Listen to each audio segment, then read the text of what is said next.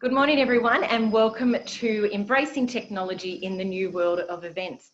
We're just going to wait a few moments as people come in to join us.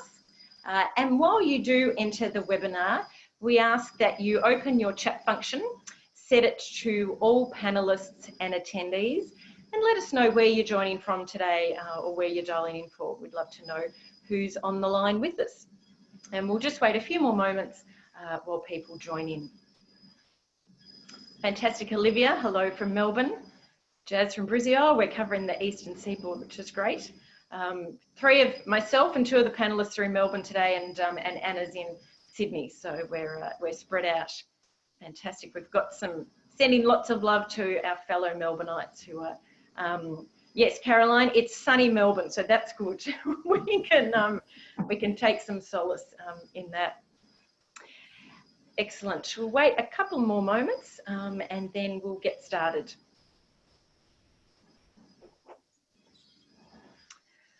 Okay, well, as I said, welcome. My name is Georgie. I'm the Chief Engagement Officer at Fetching Events and Communications. For those who are joining us now, please open your chat function and just let us know where you're calling in from today.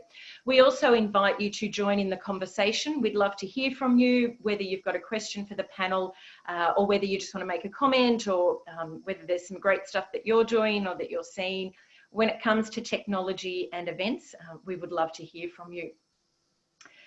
So this is the 9th in our Adapting in 2020 series, which we started way back in April. When our world went a little topsy-turvy. And as Fetching Events and Communications, we love our event industry. We love the communications industry that we work in, volunteer engagement, and we wanted to do what we could to help people. And that's where these started. So as I said, we're up to our 9th. We'll be announcing our 10th shortly, and then a special bonus one. So look out for those. But today we're talking about embracing technology in the world, or in the new world of events. And before I get started, I would like to acknowledge the traditional custodians of the land on which we're all meeting. And as you can see, we are coming together from all different lands around Australia. So I'd like to pay my respects to their elders past, present and emerging. A little bit of housekeeping. This is being recorded and you will get a copy of this panel discussion following the session.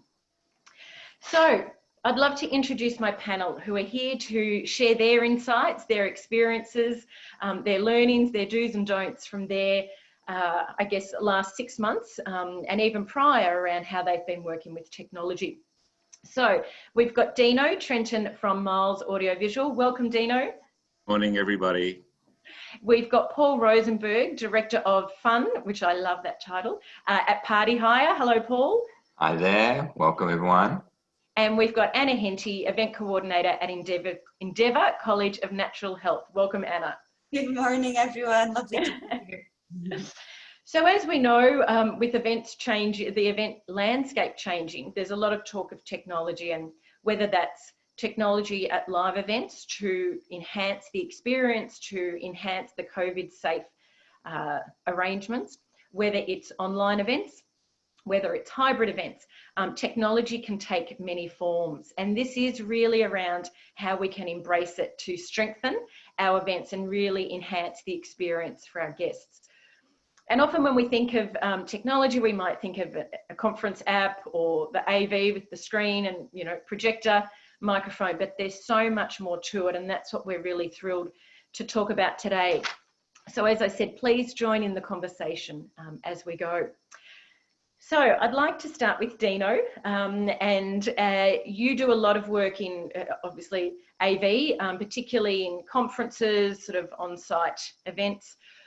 Tell me how, and you've got a long history in the event industry, how are you seeing the needs changing of your clients at the moment? Yeah, so obviously, good morning, everybody, and thanks for the opportunity to take part this morning. I really appreciate that. Well, we kind of have a look at the road that we've just been on for the last 6 months and how many changes that we've really seen. And, you know, and now things like, you know, technologies that we've been using for quite a long time, like, you know, you Zoom and you go to meetings. I mean, these are all things that have been around for quite a while. But now, you know, everybody has embraced all of these sort of technologies, and everybody is using it for engagement, and you know, a way that you can still engage with all of your staff, you know, with people who are all working from home and things like that. So, you know, these technologies have proven to be really great and beneficial, but I think what we're now starting to see is that, you know, the people are sort of all getting a little bit sort of zoomed out and things, and companies especially are realizing that, you know, where we're at now, you know, isn't going to change pretty quickly. And, you know, so that's sort of, we've been sort of trying to figure that out over the last few months. And now it's like, well, we're at that point where we either have to embrace where we're at and try to move on. So now starting to use these technologies is a way forward. And it's a great medium because it's allowing our industry, you know, that has been hit very, very hard, and we're all suffering right now.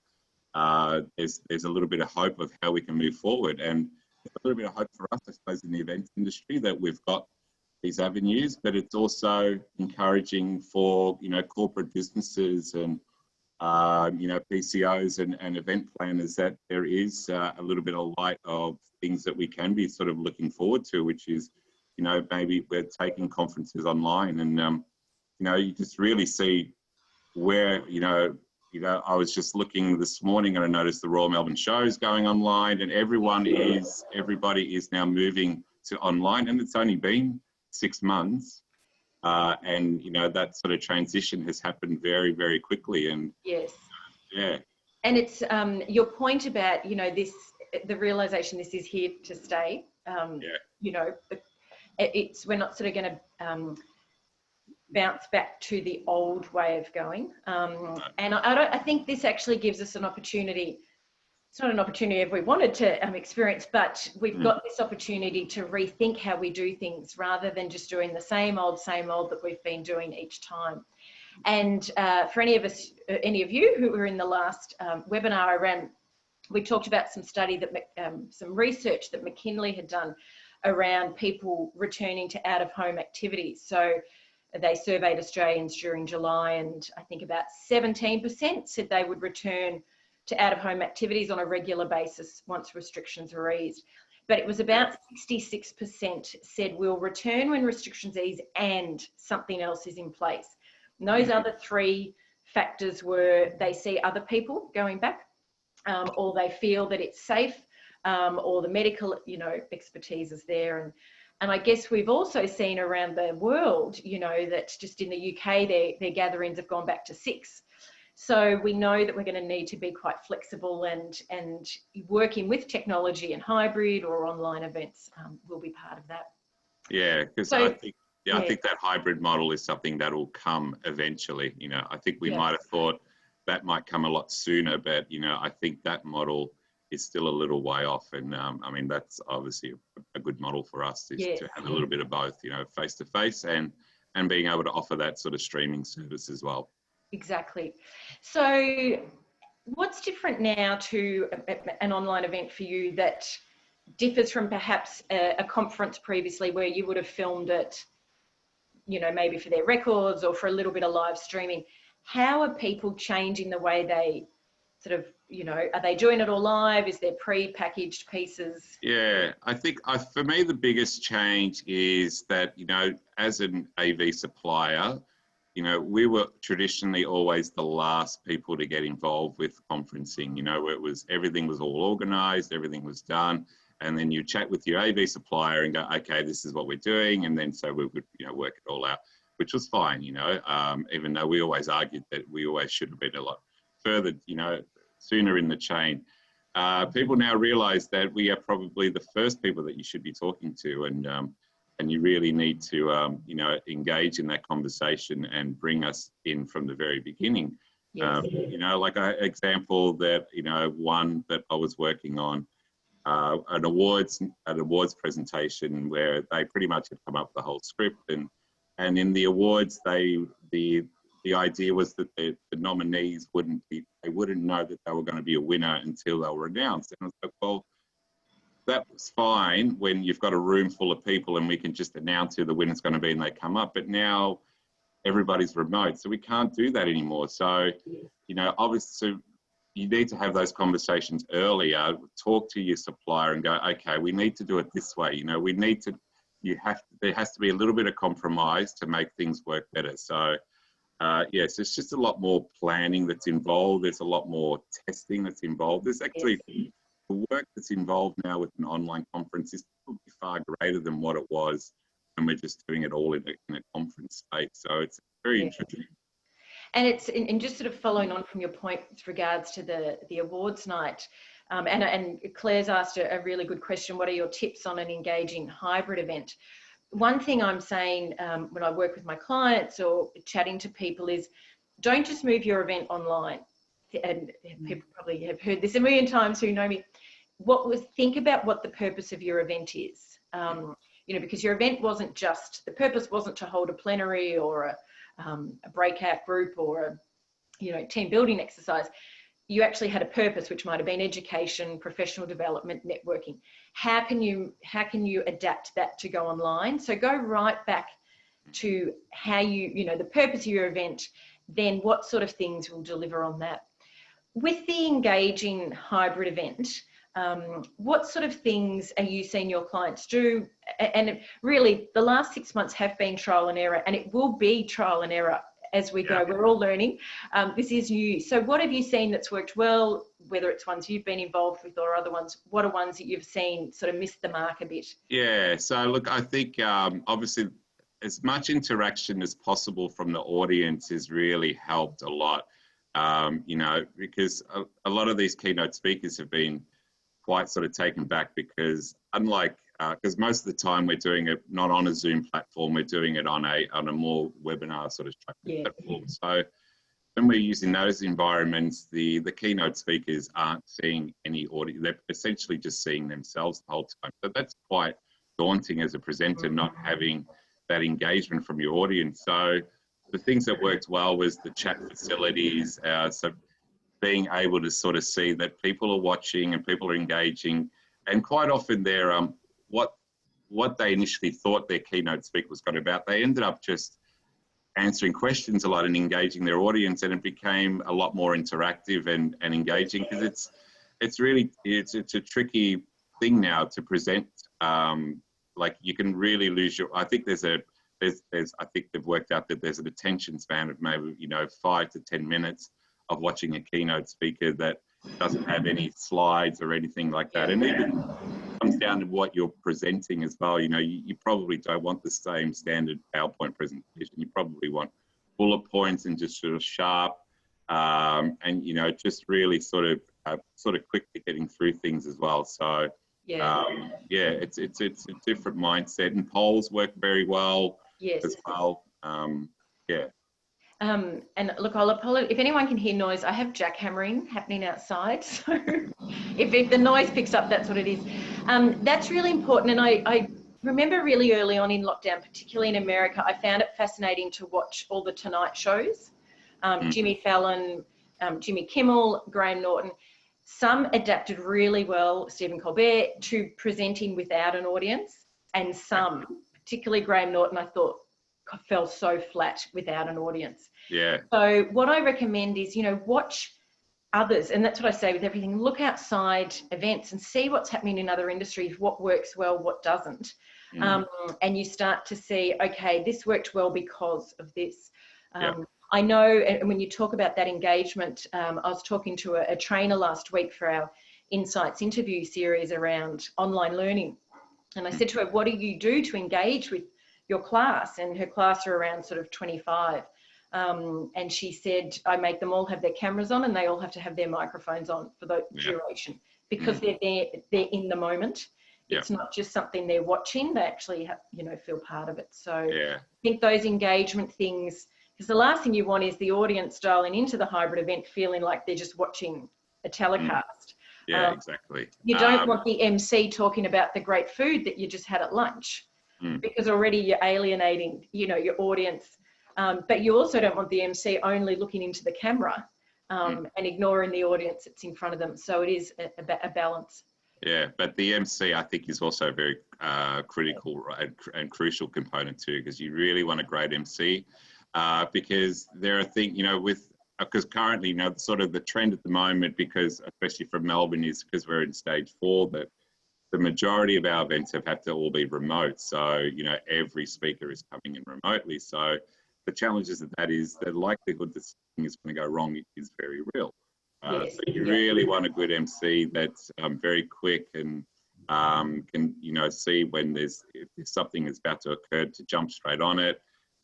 Sort of engage the audience that this is going on and just keep them, because when there's that silence, if there's a remote speaker that has had remote issues with their internet, which happens, it's that kind of engaging the audience and sort of trying to keep it ticking along. I watched another webinar not long ago, and one of the key things I got out of it, which they mentioned, which I thought was brilliant, was we're at the point of perfecting imperfections at the moment, which I thought was just a classic to a great line, and it's just so true.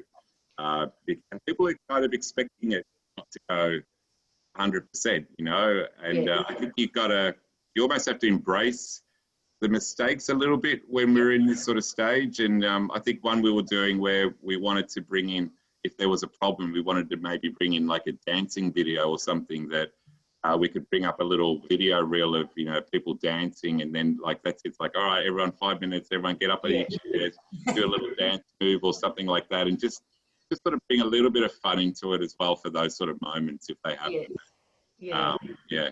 And there's a couple of things I want to pick up there around that engagement. Early on, I did an interview with Tim, the CEO of Lord Summers Camp, a powerhouse here in Melbourne, and they were doing a online, sort of like a pantomime, I guess. But they were selling, it was free, but they were selling VIP tickets where you would get microphone access and you could heckle during it. And I thought that was such a great thing to involve people, but also create layers of, sort of VIP. I know Zoom, the US Open are doing VIP Zoom experiences because there's no fans there. And that the whole MC thing is really important. And I know I attended a few Melbourne Writers Festival sessions that had all been pre-recorded, but you watched them at a certain time. And there was one where the authors were talking about quite heavy content, but they obviously had the MC record her part, just all her intermission parts at once. And there was no comment on the content when it came back to her. She sort of had this smile on her face saying, that was great, thanks. It's like, no, we just, this person talked about some really serious, heavy stuff. So there was this real mismatch of, and I think, well, what they should have done was had all the authors film their pieces, then had the MC watch them and then do her intros in and out. Correct. Exactly. And sort of tied it back together. Exactly right. So you get a lot of comments around what's the best platform to use. How do you work with people around choosing their platforms? Yeah, look, it's always the tricky part. It depends really on the style of event that you're doing. Because you've got to think that, the Zoom's a great platform because things like Zoom and GoToMeeting, because it's all in real time, so when there's engagement through the audience, it's happening there and then. But then, when we go to a webinar, sort of more of a virtual conference sort of space, what people sometimes don't realize is that it's delayed. So there's like a 10-second delay. So you can't sort of engage your audience in that sort of real time sort of thing. So sometimes, there's a mixture, you can sort of use a mixture of both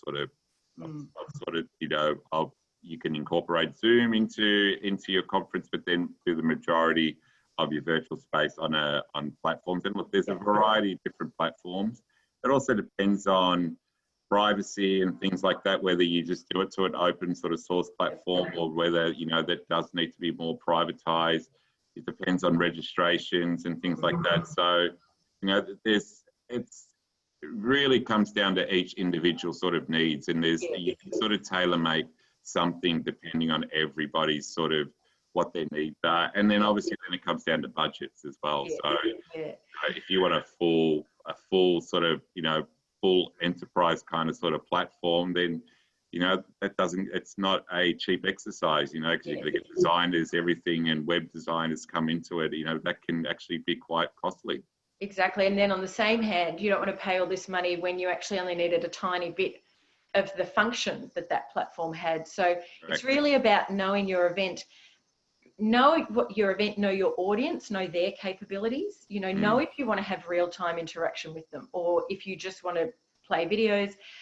For me, it's always about, don't make your event fit the technology, make the technology fit your event. So really tailor it. Yeah, and look, and that comes to, and like kind of my point earlier, I think engaging with, you know, having that relationship with an AV supplier where they can steer in the right direction from the very beginning, and, you know, what the best course of avenue is, you know, because the other thing, you know, quite often as well, we say that, you know, if you can do pre-records, sometimes pre-records, you know, can be so beneficial because it can make it look so much polished and professional, and then engage with the audience by having a Q&A live at the end of it. So yeah, there's just so many different ways to do it. But yeah, if you just engage, you know, really contact your AV supplier initially and about what the opportunities that you have. Absolutely. Fantastic. Thank you, Dino. You're welcome. We'll come back to you at the end when we do some more questions, but I want to move on to Paul, Director of Fun at Party Hire. So Paul, you're originally in the silent disco space, and you still run, well, we'll be running silent discos, I assume, when we come back. Do you want to tell us a little bit about, you know, the silent discos, the headphones, and then how that's, you know, starting to evolve in the current climate? Yeah, absolutely, Georgie. Yeah, well, about 10 years ago, I discovered silent disco in the middle of a festival and loved it, in the middle of the bush, and thought, this is amazing. You know, you could listen to your choice of music, select out of your channels.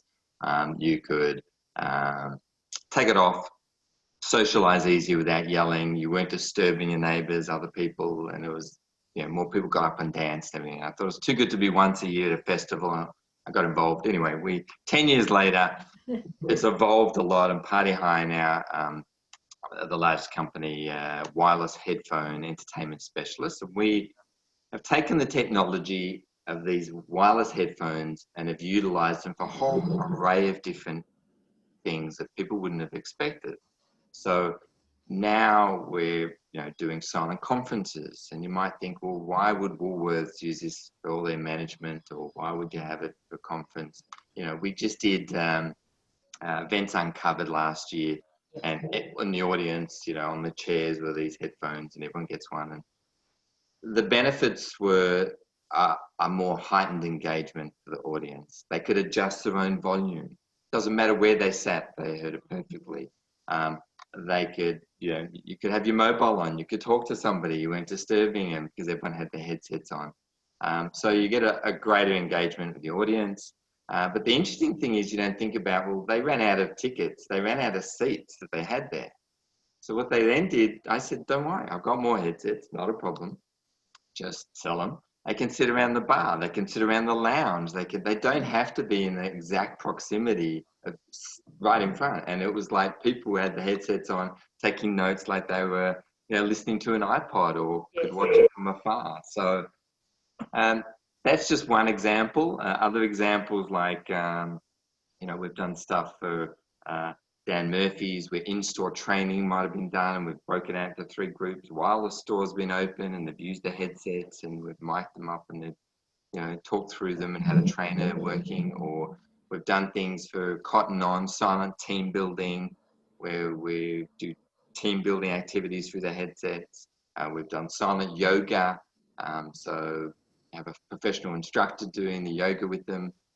We've walked them down the street to an area in a park and done activities in a park. So if you need to go from one venue to another, or you want to space them out for social distancing, technology and these headsets actually work for up to 500 meter radius. So they're quite extensive. I think it really shows, and I'll touch on something in a moment, but we've got the technology. Let's rethink how we're using it. You know, conferences wouldn't necessarily have thought about using, or a festival thought about using having a silent disco, but these headphones are now being used for different purposes. And we've talked about this before, but anyone who was at AIM this year in Melbourne, you know, the professional development area was on the trade show floor, but you had the headphones. So you didn't, you know, the speaker didn't have to fight with the noise. They didn't have to book another hall. They didn't need to do a big build for a separate space. It was all solved with, you know, that sort of headphone technology. So just thinking how using technology in a different way can add more elements, you know, when we know we're going to need to be socially distanced, and people will want to be socially distanced, you know, for some of your audience, this just opens up more corridors for that.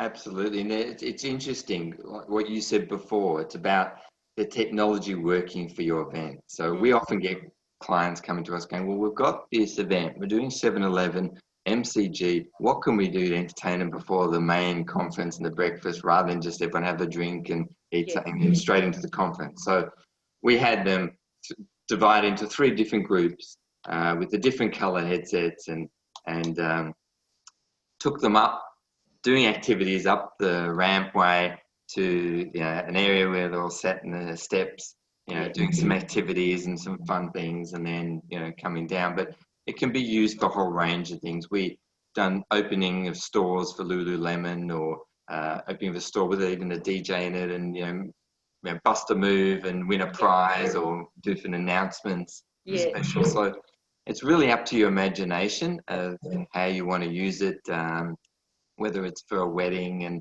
you want to entertain the kids and have us, you know, doing activities with the kids while everything's going on, or whether it's a walking tour, or... Yes, it's not just people dancing on the street with their headphones on and we all go, oh, who's that silent disco group?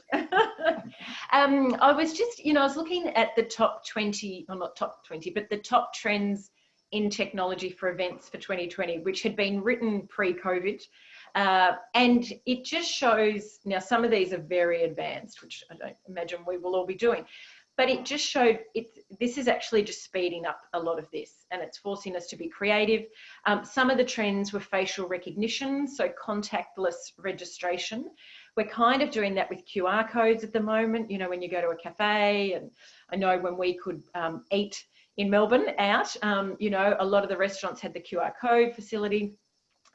Social media, and I think we often talk about technology as sort of being the big screen or the headphones, but it can be as simple as integrating social media and getting that engagement.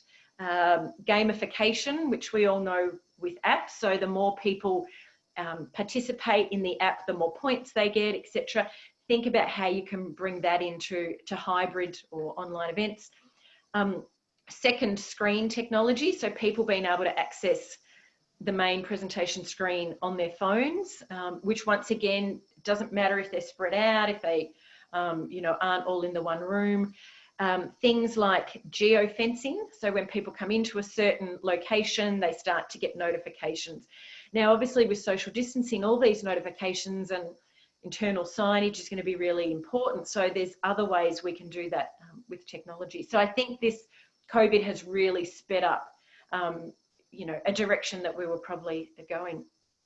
And it doesn't always need to be big technology. I know I've talked about this before, even simple things like Spotify lists. So I've got a pub that we spoke to recently that said, you know, they looked at why people come to the pub. It's for socializing. They love, you know, the music, all that sort of thing. So they've created a communal Spotify list that people can add their songs into. Now, if you're running on a hybrid conference, why don't you get people to submit their questions for the playlist?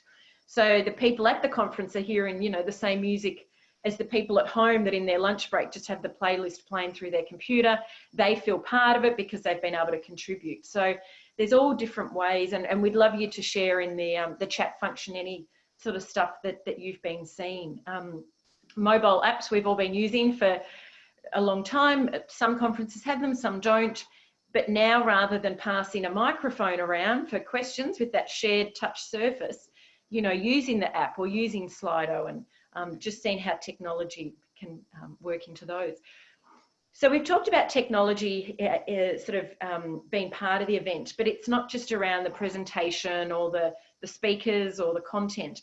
It's actually inbuilt elements such as if anyone's watching the US Open, as you can tell I probably am, only 2 courts at the US Open have lines people. The rest have gone to Hawkeye for all the outside courts. So an element is really changing in their event.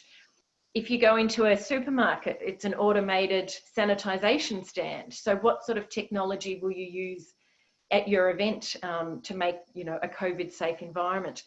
Contactless registration, and I know, Paul, you're working, there's a product that's quite new. Do you want to tell us a bit about that and how that's tying in and creating a COVID safe event environment? Absolutely, yeah. Look, it's very exciting. This is hot off the press. You know, it actually goes to press, I think, next week. But as you mentioned, when reopening, when in Melbourne or you are opening and to regrow and everything, I had to start thinking about what do I need in my venue. You know, do I need automatic hand sanitizers? Do I need you know, thermometers, automatic thermometers? Because you don't want to be having staff holding a thermometer and being close to somebody, so you're not socially distancing. You want to automate it, make it quicker, and all those things. So yeah, we started another company to be able to provide that for the industry, but called PPE2U. But this wave-in technology is the latest thing, and that's going to change things in terms of guest registering and in terms of contact tracing. Because at the moment, we've been told, we'll open up your venues, have an event, great, and write down people's names and numbers, and everyone touches the same pen and paper. So it's defeating the purpose. Or have an iPad there where everyone touches the iPad. So QR codes are being used in some places, and it doesn't work on a lot of phones. It can be very clunky, but there's a new technology that's been launched called Wave-In, and basically it's a sensor that'll be on a counter card that you put in your window or your entranceway or table as you walk in, and people will just wave their phone across it once. They'll put in their details and they never have to do it again. And that means that they can go into your conference and they can go into different areas and just wave across, and it registers they've been in those areas. Or it means that they can go at any place, whether it's a cafe, whether it's a venue, a function room, anywhere, it'll be all over. And you just need to wave it across, and it's instant data that's available to the contact tracers if they need it. Yeah, fantastic. So as you can see, there's lots of stuff out there, and as Dino said, talk to the specialists. If you're an event manager, talk with your AV, talk with the venue, look at the suppliers that are out there. If you're a client, work with your event manager, and it really is a very cohesive planning, should be quite a cohesive planning process, rather than previously where we sort of added things on maybe a bit at the end. So I now want to change pace completely and throw to Anna, who's very patiently been sitting there. So Anna is with Endeavour College of Natural Health. So we've kind of talked about conferences, we've talked about corporate events, sort of festivals, but another whole area of events is around open days, trade shows, student engagement. And Endeavour have, well, and I'll throw to you shortly, Anna, but you started actually evolving your online days even last year when you saw the needs of your audience changing. Do you want to tell us a bit about that? Yes, great, thanks.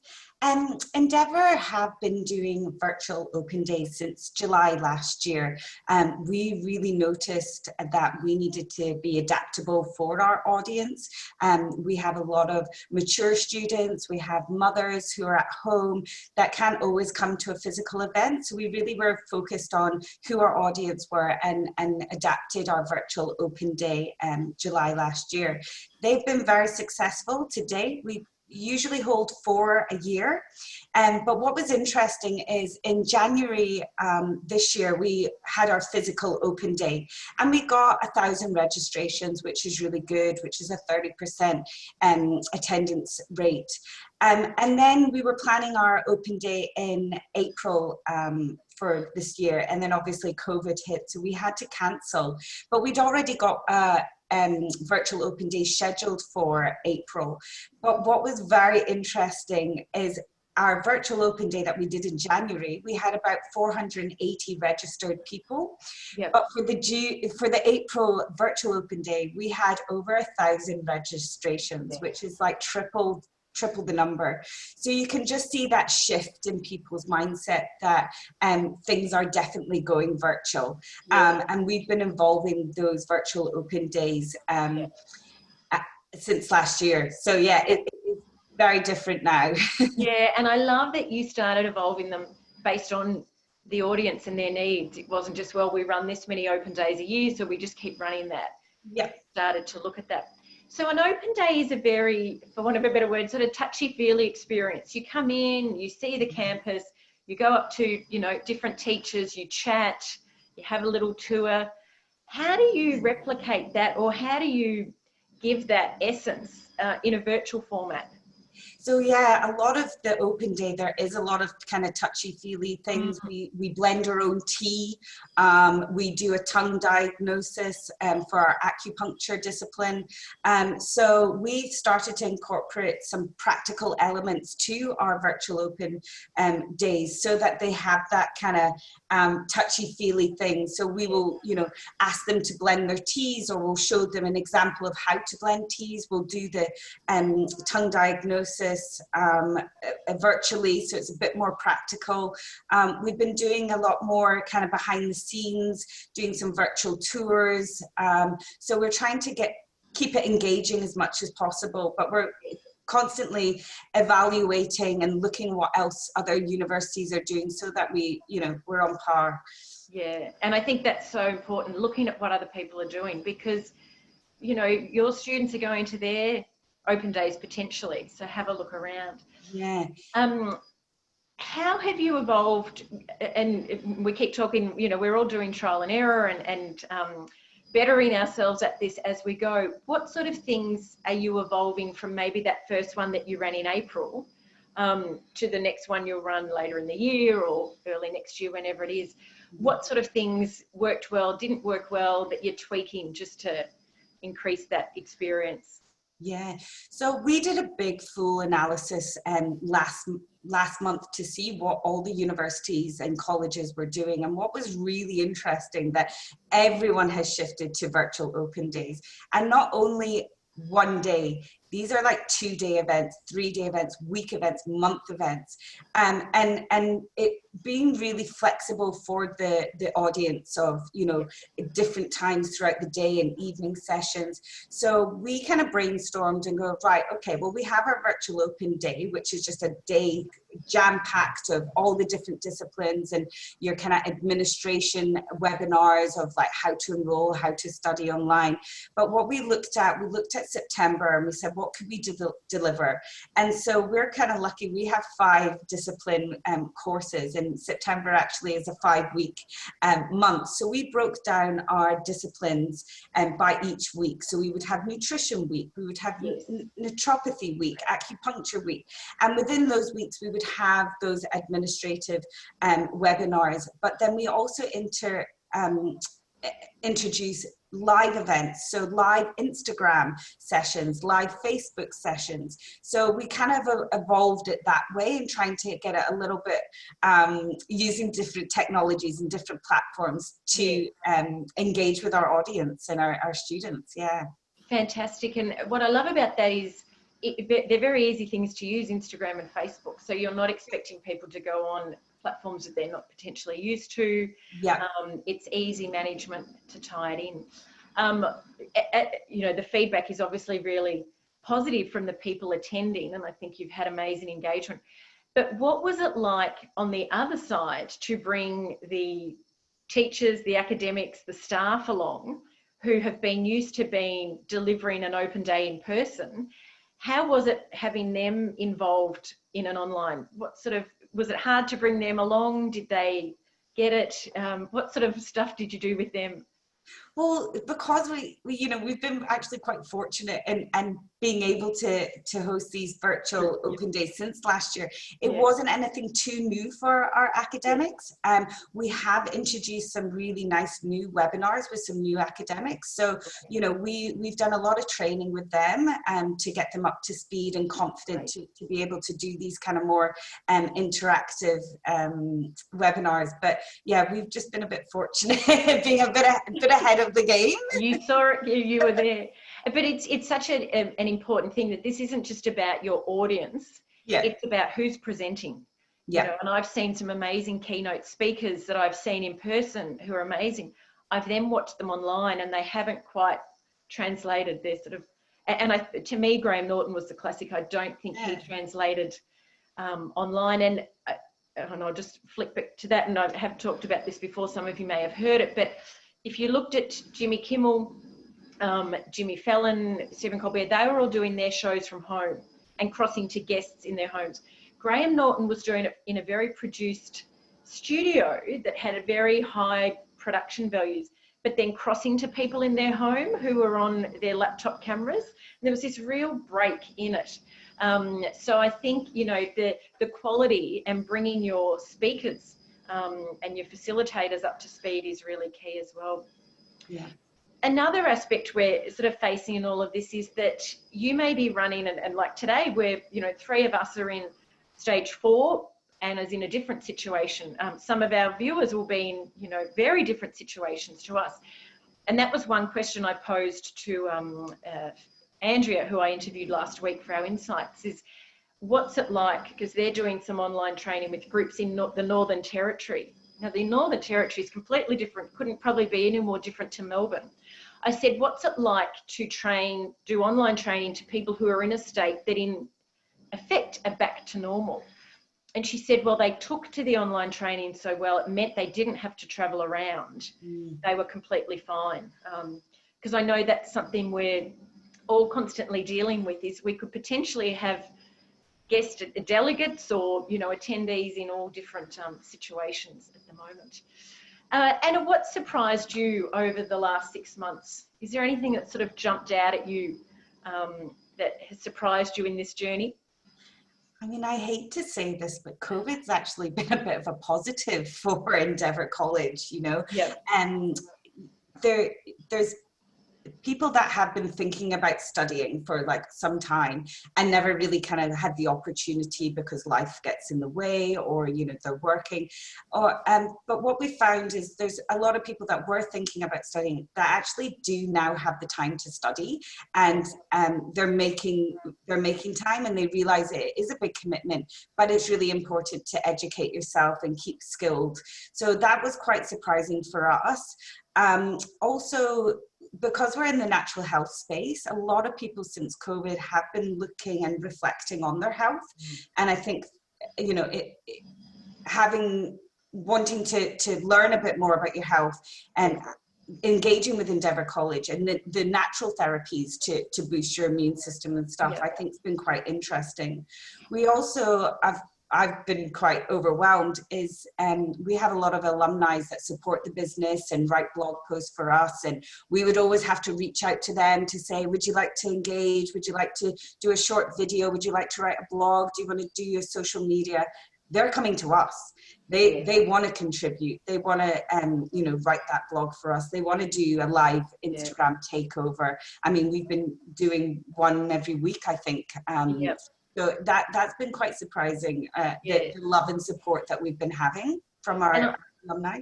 Yeah, and I know a lot of membership organisations have had a huge increase, not only in memberships, but a huge increase in their existing members engaging. So members that had never done anything with them but just paid their money each year were getting a lot more involved. So it really is about knowing your audience. And as you say, we've been dealt this hand, but what opportunities can we make out of it to strengthen it? And I think, knowing your audience is changing because people are taking that time to sit and stop. So you may have people come into your event that have never come to before. I know the Writers' Festival. I've never been to the Melbourne Writers' Festival before. Every year I mean to go. put it on the list, life gets in the way and I never get to a session.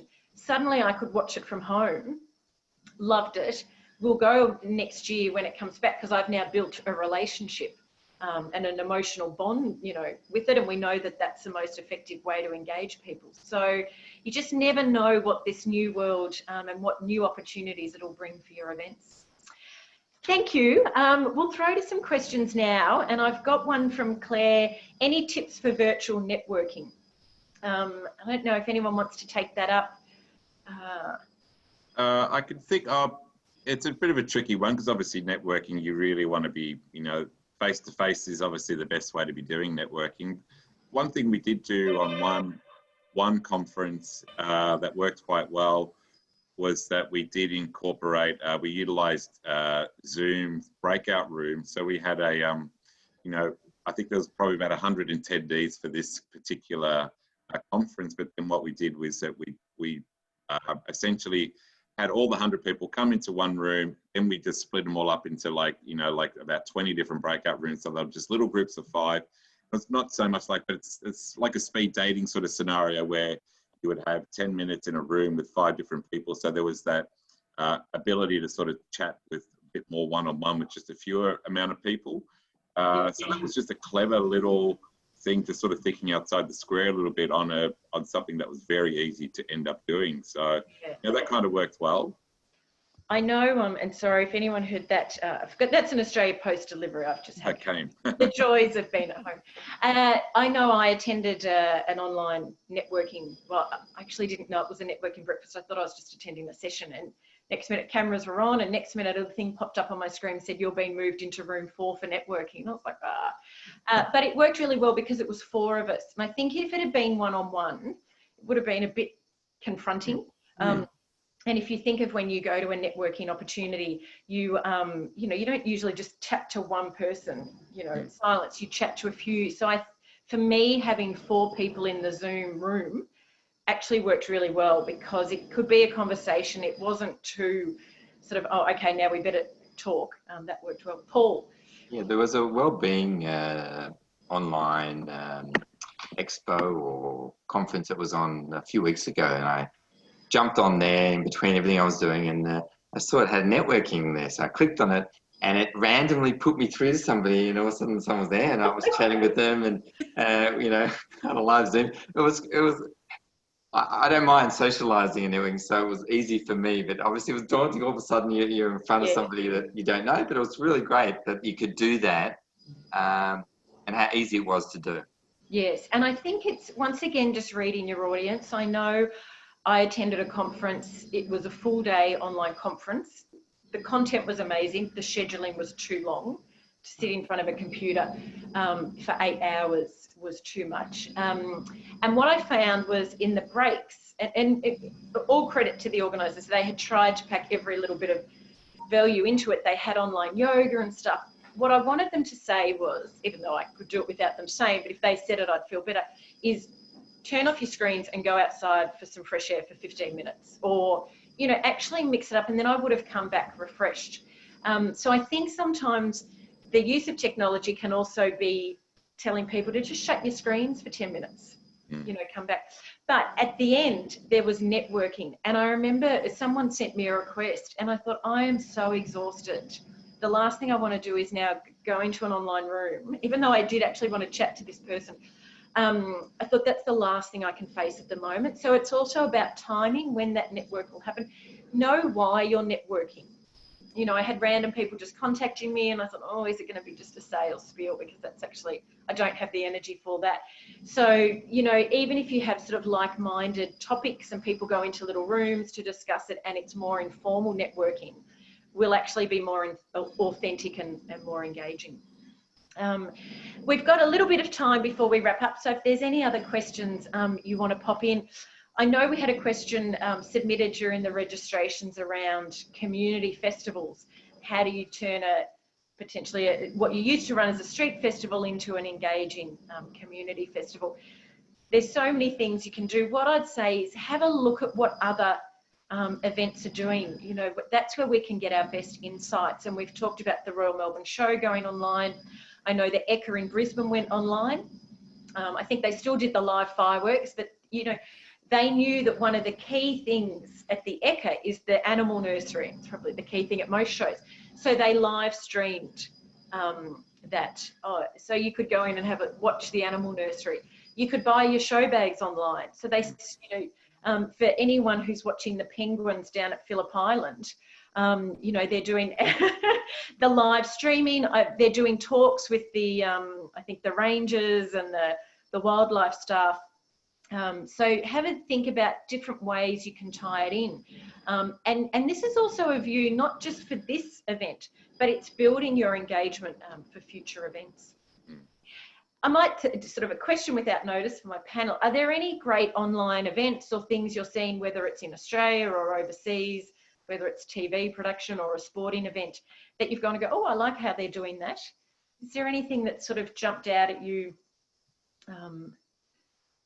Question. I don't know about that, but I know that we've had to adapt, obviously, like many businesses, to do online stuff. And obviously, it's not always available to do, you know, your silent disco online. It's not the same. But we're providing, for example, because we specialise also in kids' activities, we're doing online kids' parties. And we're doing them for free, even to support people in isolation so the kids don't miss out. And we're just doing it so it's interactive. So they're going and doing scavenger hunts. They're going and doing a whole range of things, not just playing music and dancing with them. And, you know, it's more interactive.